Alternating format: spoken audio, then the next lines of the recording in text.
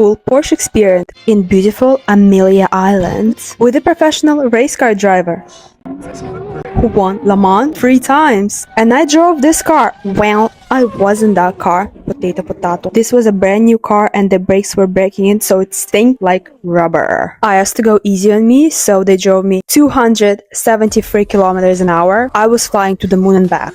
I ended up coming back. Got eardrum rupture, tested 2 more consumer cars from Porsche, but the best car at this Porsche event was Plymouth Superbird Sexy Orange. Doesn't belong to me, but who cares? Come with me to a doctor in America and let's see how much medical care is. Ciao, Persik.